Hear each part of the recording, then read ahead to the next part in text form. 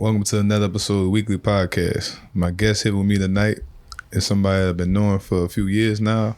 I've been met him in college, back when I was in college before I dropped out. Xavier Rush. He's been a football player. He was a star receiver for Tulane, and he also is the author of this book, children's book called Fitness Alphabet. I'm at the link in the description for y'all to be able to purchase it. So, tell me something about yourself. What's good, everybody? This is your boy Xavier Rush. I'm from Jackson, Mississippi. Former Tulane receiver, ran track as well. Former NFL player. I played for the Philadelphia Eagles and New Orleans Saints, and had a stint in the Canadian League for a while. Business owner. I own company XR Elite fitness brand. We have our gym on Chapatulas, 3519 Chop, and you know, I'm indulging my health and wellness journey and the realm, and that's why I came up with the children's book. So, you know, business owner, entrepreneur, author, you know, event planner, fashion designer, all whatever you want to call Doing it. Everything. Know, Renaissance man. That's what I never want to be put in a box. So I want to thank Darren for having me, and man, I'm excited for this episode. Right. Yeah. I'm glad to have you, man. For sure. So, how exactly was your upbringing growing up? I'm in a two-parent household, mother and father, married over 30 years. I'm the oldest. I have a younger brother, 4 years younger than me, and a younger sister, 8 years younger than me. We all 4 years apart. And it was cool, very interesting. I felt like I had a lot on my shoulders. I'm very competitive. I always wanted to be the best, but I felt like I set a great example for my siblings. You know, shout out to them because they're doing great things as well. My brother runs a whole, you know, sector at his company, Ergon sustainability sector, and he went to college in Canada. Played football up there. Very intelligent. My sister, she's 8th grade educator. She just graduated from Langston University. Strong, independent, black lady that is very, she would be very influential in this world one day. Yeah, so yeah. Yeah, I'm proud of him. Yeah, you're a proud older sibling. Yeah, I feel like a miniature dad. So what exactly made you write this book or come up with it? Well, being a fitness trainer first before even being a gym owner is always a fact of attempting to talk people into being healthy. Mm-hmm. Talk people into eating healthy, working out, why you should work out. And then like teaching people when they come into the gym that really never worked out or working out on their own, grab a kettlebell, do a lunge, do a squat. What is that? How you do that? Even just the terminology of certain things that I feel like are basic, adults didn't know. Mm-hmm. So, you know, going to Tulane and seeing some other ethnicities eating hummus or eating olives or eating things like that, and you know, like our community, we're like, what is that? You know, we're not touching that. Hummus. But understanding, they understand like different foods that we never heard of. Yeah.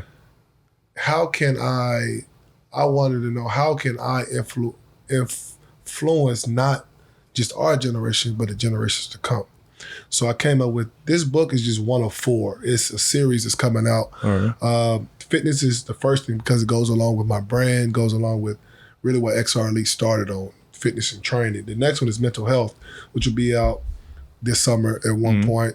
Mental health alphabet. The third one will be nutritional alphabet, talking about all the nutrition words. And the fourth one will be financial literacy.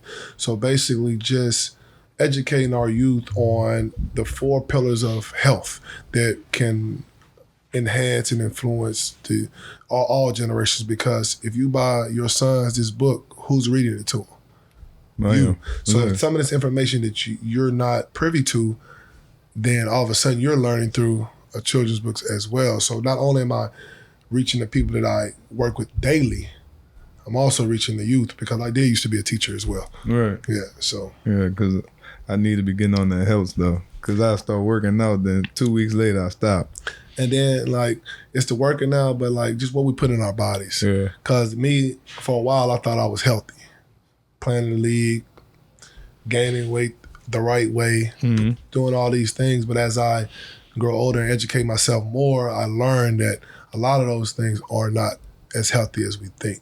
And that's what really made me want to just educate. Like, I feel like my grandparents, my mom, my dad, like I told you, my sister's a teacher. Like, everybody in my family has been educators. I was like kind of the black sheep initially of like not going down that path, but it's in my blood to educate in a way, and I found my way to educate the world and my peers and my colleagues. So from you being raised in Mississippi, how did you get here? So I got here, played football at Tulane, but it was a crazy journey. People be like, "Oh, recruiting was great. I love recruiting. I hated recruiting." Because my mom, she was, like I said, she's on the education tip. She does all those. I got to go to all the summer camps, the edge of the STEM camps and all that. So every year I'm doing that. But my senior year, I'm like, I got to at least go to one camp. I got to before I go to anything else. So she had me at this 8-week internship at Stennis Space Center in Bay St. Louis. But my dream school was Vanderbilt University because great education, SEC ball, and my goal was go to the NFL. Best way to go to the NFL, play in the best conference. Right. But education was one of the main focal points for my parents, so I'm like, Vanderbilt, cool. They ain't the best, but I feel like I'm cold. So if I go there and we change the narrative, I definitely get a look. So I went to a camp for Vanderbilt. They offered me that day. So all right, I committed before my senior year. Then my senior year come up, I'm going crazy. I went from 185 that summer to 205. I gained almost 20 pounds, muscle, faster, stronger. And as I was at this 8-week camp, I was training myself. Like I had left, you know how in the summertime you go train with your team? Yeah. Like, they training without me. I'm by myself at this internship with 4 other geeks, honestly, but they cool. They cool as hell. We had a great time, but I had to talk them into be like, I asked our counselor, I said, can we go to the gym every day after work? Well, the other 3 got to be okay with it. So my roommate was a guy who played lacrosse, so he was cool. It's 2 guys, 2 girls. One of the young ladies, she went to my high school. We was tight, so whatever I wanted to do, she was gonna make sure, oh, cool. We had the other young lady, she was Indian descent, very like smart, no athletic, nothing. At first she was like, I don't know, but then we ended up talking her into it. So after 8 hour, so every morning I wake up at 5 a.m., do 1,000 weighted jump ropes, run a mile, get my push-ups in, go to work. After that, I do a whole hour and a half workout. Food was free, so I'm eating pasta, chicken, all that stuff to make you gain weight.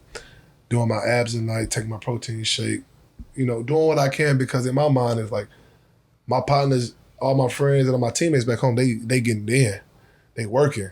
So I gotta work that much harder. So when I came back, my coach like, where the hell you been? Like, he thought I went to like some training facility when I'm just at Stennis in a cubicle 8 hours a day, just working myself out. So after that, my season was going great, having a crazy season. Notre Dame reached out, Arkansas reached out, Oregon, like all the schools reached out, but I'm telling them, I'm at Vanderbilt, I'm cool. That's where I'm going, that's my dream, so I'm good. You sure you want to go back there and win, I'm good, I'm cool. I'm got in their division, I done seen the campus, I'm straight. About 2.5, 3 weeks before signing day, the coach retired. They offered me. James Franklin comes in. About a week later, I'm called the recruiting coordinator, just check in, see how everything going. He's like, oh yeah, we just got out of, it's 10 p.m. at night. We just got out of meetings. Well, I was just about to call you. I'm like, what up, coach? Well, Coach Franklin decided you're not what we're looking for. It's 2 weeks before signing day. I'm like, what that mean? You no longer have an offer from us, good luck on your journey, So at the time, the only other school that was really still actively recruiting me was Harvard. It was like wanting me, but they do tiers. They don't give full athletic scholarship. So if I wanted to go there, it's still be about $6,000 a year. And I was like, I worked my ass off too hard to have my parents pay. And I got all these other schools looking at me. So I'm calling all the other schools back. Oh, sorry, we gave that scholarship away. You no longer have it. We no longer this. You can be a preferred walk-on. I'm like, man, I'm not trying to walk on. Right. So now I'm like, damn. So my dad, shout out to my dad because, you're a father. It's crazy how the sacrifices come in when you want to see how hard your child works and you want to make sure they succeed. He stayed up from that day until I got contacted by Tulane. Every night he had a paragraph. He copied and pasted the paragraph, copied and pasted my YouTube link, and sent it to every D1, D1AA, and D2 school in the nation. Receiver coach, athletic director, head coach, and scouting, and the head of scouting. He sent an email to every college that was in America. Mm-hmm. Finally, Tulane hit back. And the crazy thing is, I say it's divine because literally when I was in that program, we came from Bank St. Louis down to New Orleans, coming down Claiborne. I didn't know Claiborne at the time. Yeah. I was like, man, what school is that? Passed by, never heard of Tulane, didn't know nothing about Tulane. I said, oh, that's Tulane. That's a good school. That's this. I'm like, oh, okay. Didn't think of it. So then Tulane called. They was like, oh, we like what we see on the tape. We want to offer you on the phone. I'm like, shit, straight. Cool. I ain't never been. None of this D1. Y'all Nike. I get my name on the back of the jersey. I'm there. Let's go. So do that. So then about the next, they said, we're going to bring you, this is Sunday. We said, we're going to bring you to a visit. We want you to come see the campus and then you can officially commit and everything on your visit. I'm like, cool. So this was a Sunday. They bring me on a visit on that Friday. Wednesday, I'm going to basketball practice. I get a call from the receiver coach. What up, X? How everything going? I was just straight, finna go to practice. Well, I got some bad news. We had to give you a scholarship away to a local kid. He's one of the best running backs in the state. If we don't offer him, we're probably gonna get fired. I'm like, damn, you know what I mean? Twice in 2 weeks. Right. Like that's in my mind. And this was one of the main times that I can remember me crying like a baby. Like I'm driving to practice, I call my mom, I'm crying like a baby. Like she's like, calm down, we're gonna work it out. So now in my mind, I'm like, man, I gotta, it sounds bad when you say this out loud, but then my mom like, damn, I gotta go to Harvard. But the reason I said that, I didn't visit Harvard 3 times. Right. November, December, and January. It got so damn cold each time. I'm like, I don't know how I'm gonna do this. Like, I don't know. So they still wanted me to come on a visit though, and my dad was like, go ahead and go. I'm like, for what? They don't got no money, they ain't got no scholarship. Why I'm wasting the visit to go down there? He said, just go. So I end up going on the visit. Great visit. Met a lot of people. It was great. But like in my mind, I couldn't really enjoy it like I wanted to because I know like I can't come here because they don't have no money.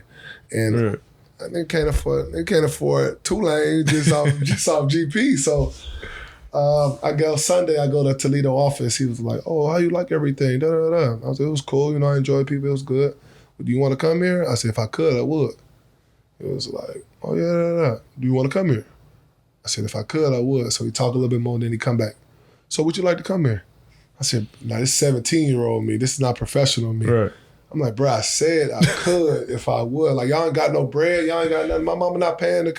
He was like, I'm asking because we got a kid that been getting in trouble. He was supposed to come to a meeting at 9 a.m. this morning. He missed his meeting. He's no longer on the team.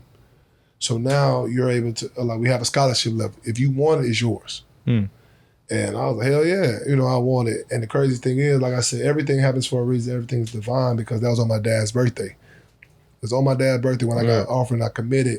And my dad was so heavy on telling me to come and he didn't even know why. And it was just in his soul to like make me go on this visit and I got offered on his birthday. Right. So that was like, that's how I ended up in New Orleans. And I left to play in the league, but you see I'm still here. Exactly. Yeah, so you know what I mean? So, since you came to this crazy city, how was it like being the athlete and dealing with relationships from being here? New Orleans is very small. So it's 2 different things. Like it's having relations when I was at Tulane. Yeah. Because it's like I was very I was a known athlete, but I was very low key. So I wasn't loud about it. Any young lady that I did have relations with, I had certain boundaries. I had certain, rules. Yeah, exactly. Like, you know what I mean? If we talk, mess around, whatever, that stays between us.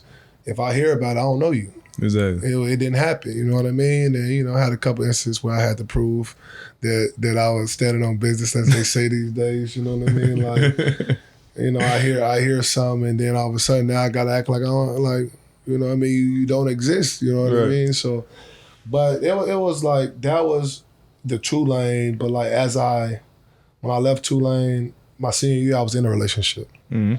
Going into like chasing my dream in the league, I was in a relationship.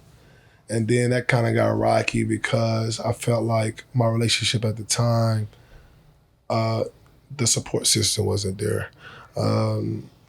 She didn't believe in the dream. She felt like since I got hurt, be a regular working man, do this, do that. The entrepreneurship thing wasn't fast enough for her, I feel like. So we still had feelings for each other. We still tried to work it out, but it was more of like gradually separated after. It was deep though, you know what I mean? We lived together for a while. When I was teaching school, I moved to Arkansas while she was there, things like that. But when I left and went to the league, it was, totally, it was different, you know what I mean? And having that access, the only thing about the league, you have access. Not access to more. You have to work less for it. And it's just, a lot of women assume just because you have a certain title by your name, is certain things, certain monetary things that come with it.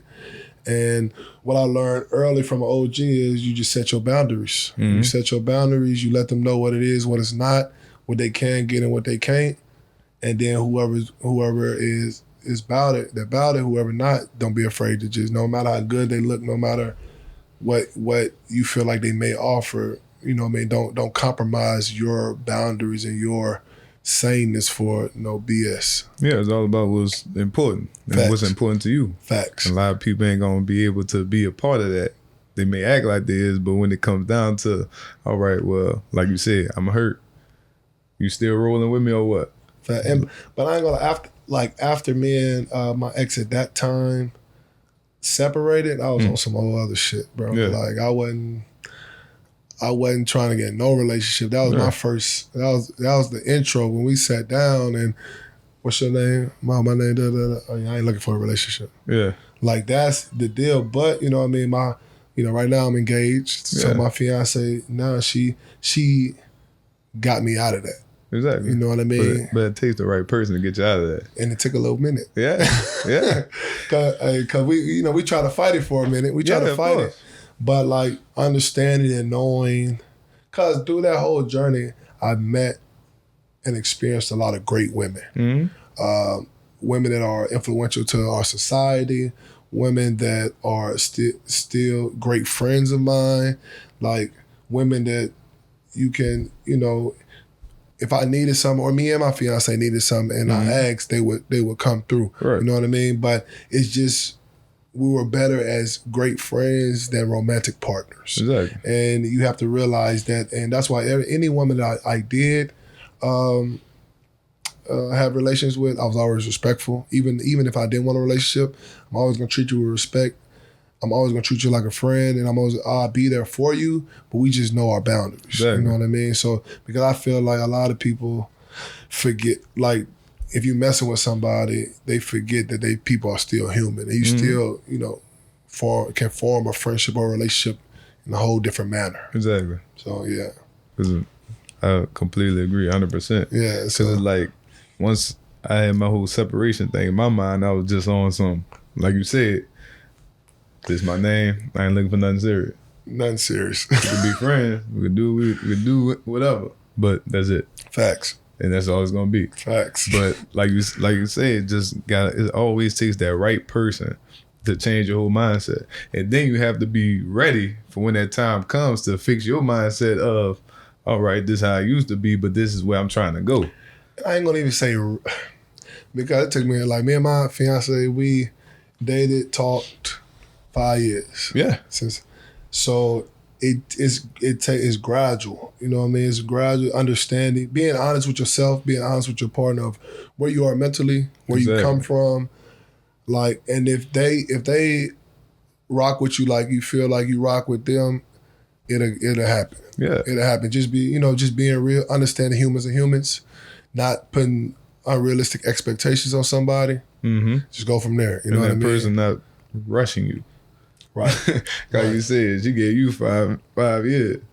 And then I know it's probably up to you to be like, yeah, I'm ready to do this with you. Oh, it's going like we had a conversation. So she was like, so she had said something about it. I was like, sometimes I could be an asshole. Definitely if you ask me something at the wrong time when I'm thinking, I'm like, I don't know, whenever I feel like it. but it's like, I tell a lot of my women colleagues, I got a lot of clients, women clients and friends, oh, when he's supposed to do this? I'm like, you have to allow him to do that. Exactly. Because if you rush a man to do something he's not ready to do, you're going to suffer consequences on the back end. You're going to get what you want on the front end, but you're going to suffer consequences on the back end. When he's ready to do it, that means you're going to get everything he can give. Mm-hmm.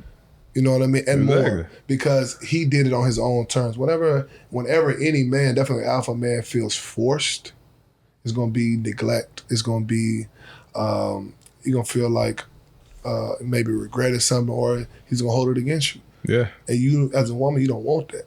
You want your man, like, be there. Like, I tell my friends, don't hold back. Like, if you feel like you love that man or you want to be with that man, show him who you are. Because a lot, what they don't understand, we show who we are the whole time. Yeah. They want to tell, oh, when I get married, then I'll do this. When you get engaged with, then I'll do this. Why would I do these things? Why would I wait on that if I ain't seen them? Right. If I haven't seen you do that thing, I don't know if that's true or not. You can tell me anything. But if I see you, that's one thing about my fiance, she was real from the jump. Mm-hmm. She was real from the jump. Like, I used to cook for her, she'll cook.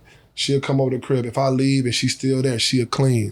Like, it was no, oh, I ain't cooking because you ain't my man. I ain't cleaning up because you ain't my man. I ain't doing, like, it was organic. Yeah, just showing exactly who she is. And that's what you do. People would try to, like, hold back until a certain title. Titles don't mean nothing. People can be married without a marriage title if that's how you treat your person. And people still be married and don't be married. Exactly. And you can be not that. So it's just like, I feel like men and women, but especially our women, have to eliminate those connections and ties to that title. Mm-hmm.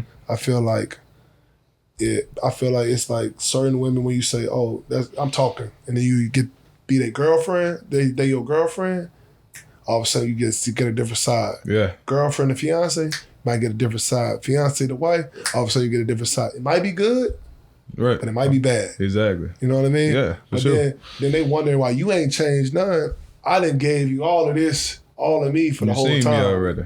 This is what you got. This is what you got. Exactly. So, that's what you're going to get. Facts. But like you said, that's how women move, period. They always hard up on titles. But we sitting here doing all this that we doing. You see how I feel about you. See how I'm rocking with you. But if I don't say we this or that, it's a problem. They love reassurance. Yeah. Which, you know what I mean, I feel like everybody loves reassurance at some point, but they thrive. It's that comfort. Mm-hmm. They want to be like that's why they want to be married. They want to be reassured that they're protected. They want to reassured they're provided for. Mm-hmm. They want to be reassured that they have somebody they can depend on. So it's a natural feeling, but I feel like our society have made titles the most important thing. You know what I mean? And made that, and in which I don't feel like, my personal opinion, I don't feel like it is, but you know what I mean? It's just sometimes you gotta go with the matrix. You know what I mean? And with me, after being married and going through a divorce, it had me see titles really don't matter. But at the same time, it's good to have it, to have that bond and making sure that what y'all have is real. Mm-hmm. But at the end of the day, you shouldn't all just look for that. Because, like I said, you can easily get married and then still act like you're not married. Right. Or still really hate each other even though y'all married. Look good on people. Yeah, exactly. It look good on paper, but at the end of the day, we're not really married.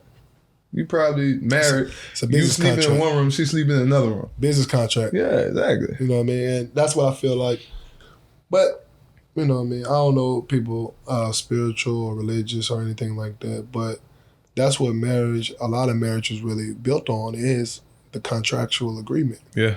Because especially now. Now, but then if we think about it, back in not on with our ethnicity, but back in the day, Romans and things like that, what did they do? They married other rich. They married for land. They married to keep certain things in the family. That's why a lot of Romans and things like that, it was incest because they wanted, it was more important to keep certain stuff, certain tangible items or tangible fortunes in the family than finding who you really loved. So marriage has historically been contractual. Right. We, as a people, made it more of a spiritual thing because when a lot of our ancestors, our slaves, got married here, we didn't have nothing to keep. It was really off of love and off of wanting to be with one another and wanting to figure out how we were going to get out of this bondage and build something. You know what I mean? Exactly. That's where it came for the American indigenous melanated beings like that. You feel what I'm saying? Because even we can say in Africa, you marry more than one. Yeah. They don't got the same views as we do over here. So it's just like it's a whole different spectrum. So with that being said, do you think it's better to marry for the love or when you know you could just build with somebody?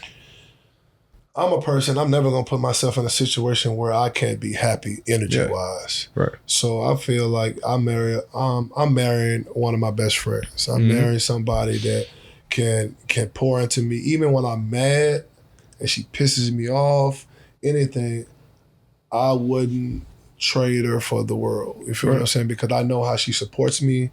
I know how she treats me. I know that sometimes I don't have to say anything, she knows what to do to make me feel better, and vice versa.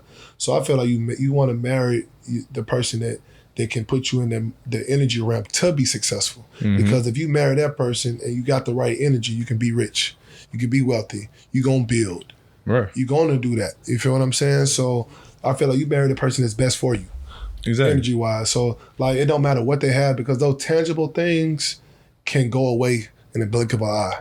But that energy and that love, that genuine, natural energy and love, that's gonna stay forever. Exactly. You know what I mean? So that's how I feel about that. Because I know from just dealing with situations I've dealt with, like now I really see the true meaning of when you with somebody, you go through any and everything with them. And that's not meaning to each other. Right. Like, okay, I did you wrong. Gotta forgive me, we be together. When you do this, like, no, it's like everybody around you. Because when things is right, everybody around you gonna start attacking you. Gonna be family, gonna be friends, gonna be people who want you, people who don't want you, people trying to break y'all up. It's like, that's really when you know your foundation really strong. And then for example, not last Saturday, but the Saturday before last, my grandmother passed. And that's like my best friend. Like my fiance know me and my grandmother this tight. I get a text that she's not doing well. It was going fast. I'm at the gym on CHOP training. By 10 o'clock that night, I'm in Missouri. But I tell my fiance, she was like, all right, what time we leaving? Yeah. It wasn't no question if we leaving. Yeah. What time? Do we need to get a rental? Am I gonna take them out? What we about to do? What time we getting on the road? And then going there supporting me, being there as, knowing that I just held my grandmother's hand with her last breath, and then being able to cry on her shoulder, being able to be vulnerable without being looked at as weak. Something wrong with you. Without being looked at as you don't supposed to do that, but being embraced and being told, even to this day, 2-3 weeks later, I know you're still going through it. If you need to talk to me, let me know. Things like that. That's what you marry for. Yeah. That's what you try to find because it's hard. It's hard to find that these days. People act like they like that, really not. And then to have it like, to have your best friend die holding your hand and you have your person there to let you just be weak. Right. And then even, because not many times have you ever seen me cry. But let me just boo-hoo. And then randomly it just hit me again. She's there for me. It's a blessing. You know what I mean? And when you find your person, you want to feel like that. You want to feel like it's a blessing. Exactly. Yeah. That's great, bro. Yeah, man. I'm happy for you, though. I appreciate it. Yeah, man. We're gonna have a good time in Jamaica. You know, we get married in Jamaica this February, so it's gonna be we getting it together right now. So y'all having a big wedding or just dipping? We thought about eloping, but the main reason I wanted to have a wedding was because of my grandmother. I wanted her to see it, but like we already got the planners and everything, so it's gonna be a decent size, but it's gonna be like we getting the list together now, trying to figure it out. Like inviting people is tough. We definitely got 2 people. Yeah, I'm like, it's that bad. I put my list. I was like, damn, my side taking up all the spots. Yeah. I ain't even looked at your side yet. So it's just like doing that. But it's going to be like 80. Yeah. Because we can't go over 80 because go over 80, they adding 5 extra thousand. I ain't trying to do that. I'm going to say this, bro. If I can give any advice on that, try to invite people that really you feel like that's genuine to you. Right. No, don't just do it for the family. You feel what I'm saying? No, facts. Yeah. And that's what we've been talking about. Like people that pour into us and influence our life. Definitely in our season right now. Like you have people that's been in your life that's been great friends in seasons, but you know maybe they're not in your season right now. Yeah, exactly. You know what I mean? But that's what we've been contemplating with, going back and forth, seeing but like main family, main friends that we know ASAP, they got to be there. Yeah. We already sent that wave out. Now it's time to like just see what the other 50, 60. That's exactly how it gotta be. Like 60. people gonna be upset, but they gonna understand. Oh yeah. But we also told them like, even some of the people we inviting, y'all can bring y'all significant other because it's gonna be 3 or 4 day deal. We all gonna hang out, we all gonna party, we all gonna do that. But they might not be able to come to the reception or they might be able to walk up to the ceremony, but the reception, because we have a certain amount of people, and we're not counting your spouse, or we're not counting. A +1 can come on the trip. They might not can participate and come to the wedding because of the numbers. Right, exactly. So this wedding shit crazy. But let me share something with you too. Even after that, like once you invite those people, you still gonna see who really there for you after the wedding. Oh yeah, facts. Because a lot of people that you think really still talk to you, they might not talk to you no more neither. I ain't think about that one. Yeah. Nah, I know from experience. I'm telling you. You get deep, bro. It really get like that. Yeah. What you ever wanted to ask me? Oh, all right. So talking about weddings and partners and family, you know, I know you're a father. Mm-hmm. So what advice would you give to me as a future father? What are some things you would say I should do? Or some things that you say look out for that maybe surprised you, that you would give advice you would give? It's really simple. Just quality time. Just long as you just make sure you're there. And then with you being there, you're gonna start paying attention to your kid. You're gonna see what they like, dislike, especially when you get more than one. This one act like this one act like that, this one mad about this. Like but you being there, you're going to pay attention to all that. It'll be natural. But yeah, just quality time, and then everything will come natural. And then like, it's like, you ain't going to really realize it, but everything that you came up in, just like from athlete, like they already have that.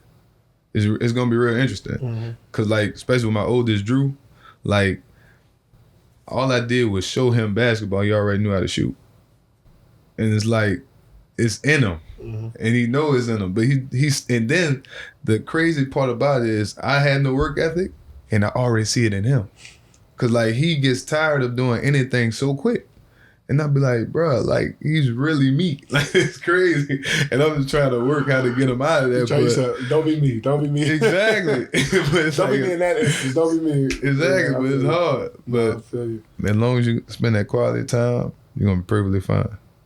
Bet. Another question, like being a father of two, being a working man, entrepreneur with a podcast, what are some things that you do to like get yourself back to balance when you feel off balance, like mentally, emotionally, spiritually? What is your go-to thing to like really like get yourself back up and going? When I'm really shook up, I pray. Like, I ain't really as spiritual as I need to be. I always get better with it, but there's one thing I always do first is pray. Especially like when I'm up late at night, because I really don't sleep at all. So I just pray, then I start reading, then I start trying to figure out different skills. But I used to play video games a lot, but I don't really do that as much because I realize how much time you really spend doing those things. Right. I need to get back working out. Come on over here, And then, I still play ball. Okay, like in a few leagues, I still do that. So every time I play ball, every time I need to clear my head, I always do that. Right. That's it. Bet. And then, so shit, last thing, a sports guy. Mm-hmm. And one thing I wanted to talk about before I ask you this last question is, like, I feel like to the athletes out there, really take the skills you're learning now of schedule, structure, dedication, all those things are parallel to life. Mm-hmm. You can pour those things into everything you do, because being an entrepreneur, doing all these things, football helps me. Collegiate football, playing professional football helps me do what I do. It keeps me on a routine. It keeps me competitive. It keeps me wanting to be the best. It also has helped me on when I quote unquote fail or have a lesson, how to shake back, what I'm gonna do next. It's not giving up. It's not, oh, this didn't work, let me go do something else. It's, okay, I turned the ball over. How can I not turn the ball over next time? How can I score next time? How can I do this? But in life terms, how can this business deal didn't go through? How can I get this business deal? How can I get a bigger deal next time? How can I have consecutive deals go through? How can I get consecutive wins?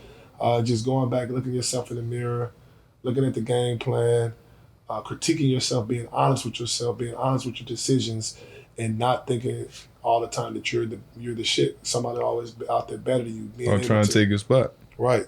Being able to be humble enough to take other nuances for somebody else. Like a receiver, I'm taking other moves from other people's games and trying to put it in my repertoire. As a businessman, I'm taking other people's decision making, how they, maybe it's not in the fitness game, maybe it's in tax, maybe it's in this, maybe it's in that, but it helped them scale their business. How can I take this and put it in my business? How can I do this and help my business grow?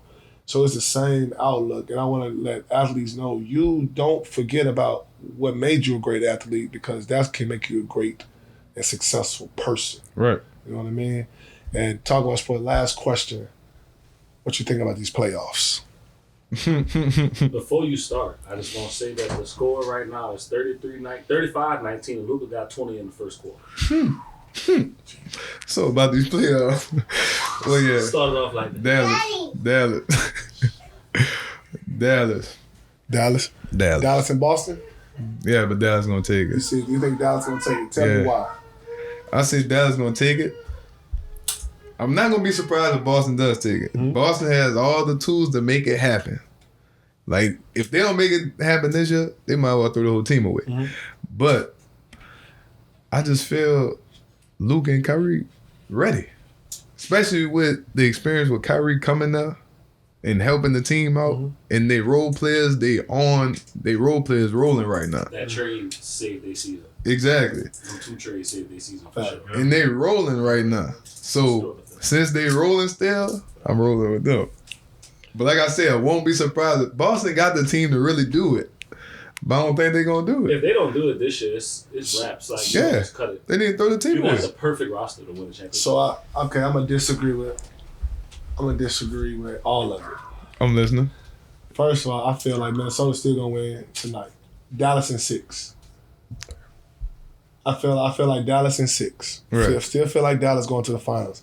But I feel like just like every other game in this series, it's going to come down to the end. Minnesota at home. They're going to get the little crowd behind them, and they're going to somehow pull it out. Right. I feel like that's the NBA agenda. You got to make a little bit more money. Yeah. But when it comes to the Boston Mavs series, I feel like the Celtics are built just totally different than any other team in the league. Yeah. And people look at Jason Tatum, they look at Jaylen Brown, these guys, but the X factor, Derek White, and Drew Holiday. Yeah. That's Porzingis. And Porzingis, but They say he coming back. yeah, he coming back. He have to. Game 1. He coming back. He was supposed to come back game 4. All right. But even that, just the way Dallas plays, love Kyrie. Kyrie, one of my favorite players.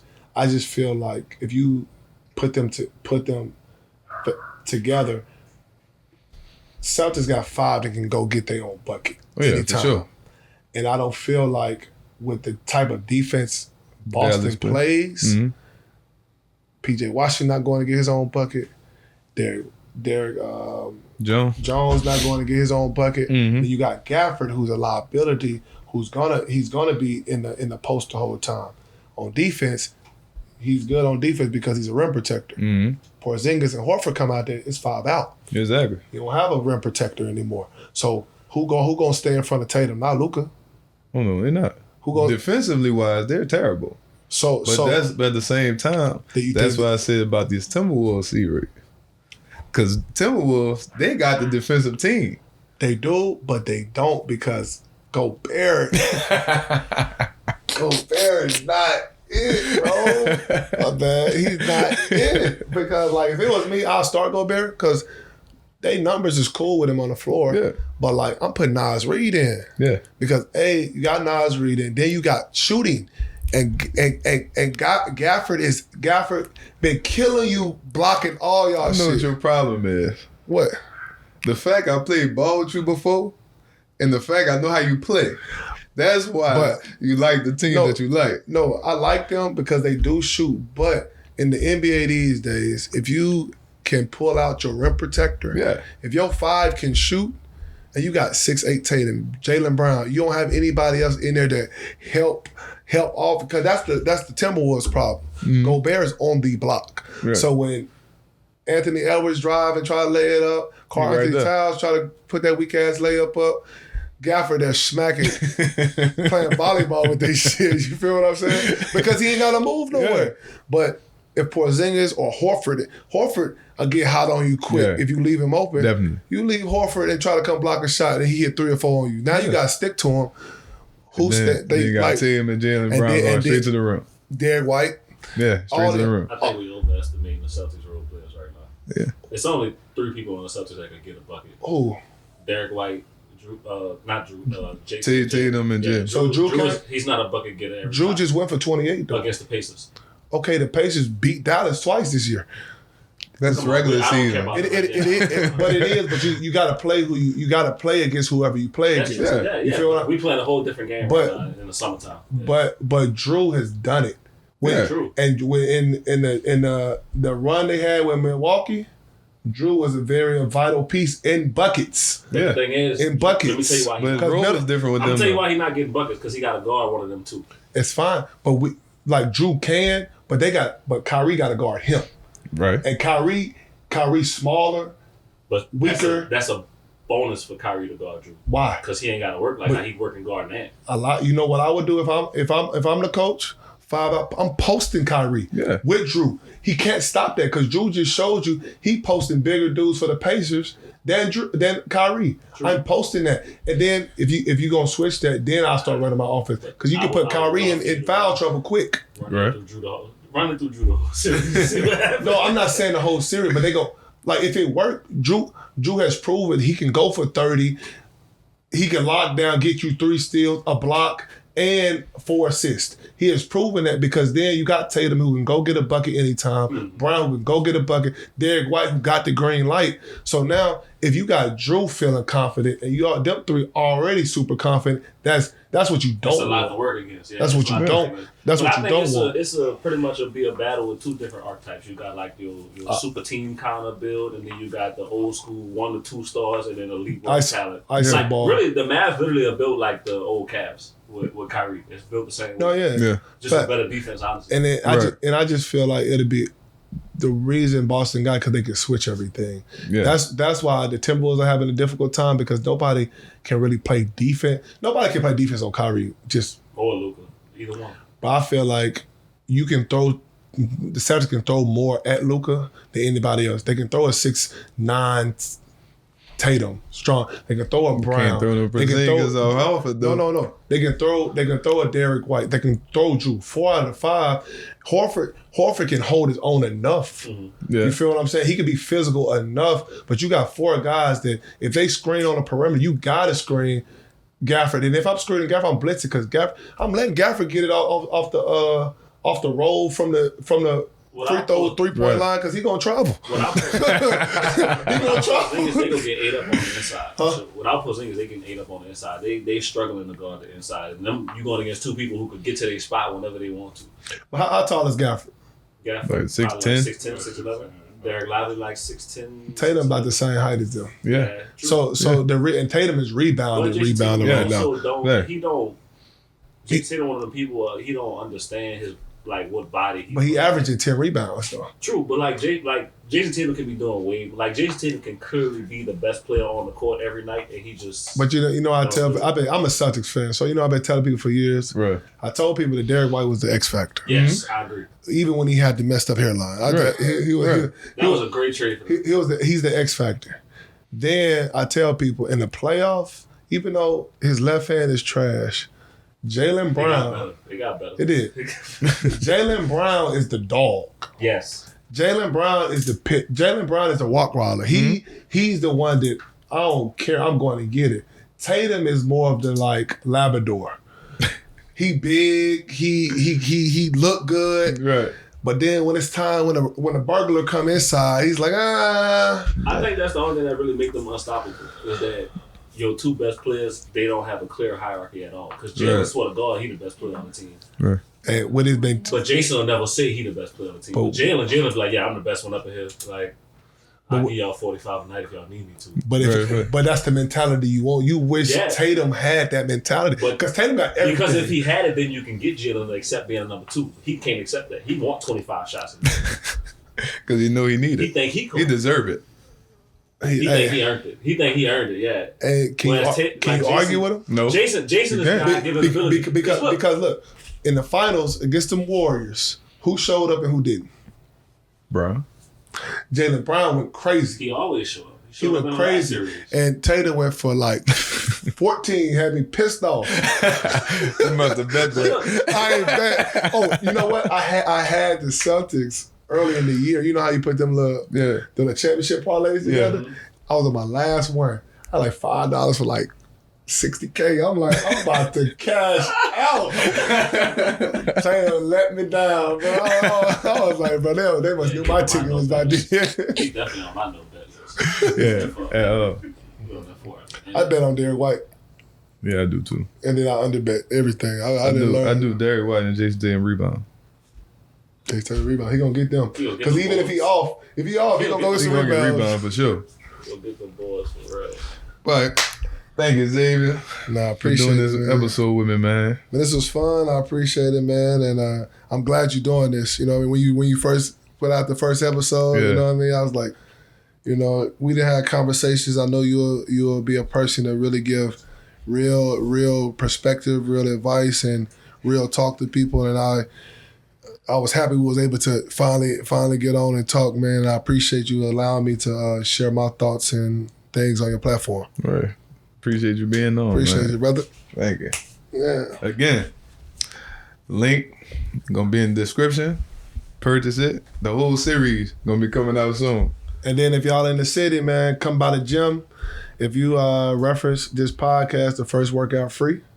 Come by. It's the summertime, man. Get your body right. We get free meal guides to all our clients. We talk about nutrition. We do everything. It's not just come work out and go home. It's a community and a family over there, man. So come to check us out, 3519 Chapatulas, XR Elite. Be elite. Another episode of WeakLEE Podcast. Tune in next week. And this is the WeakLEE Podcast. Be sure to like, comment, and subscribe. Tune in next week.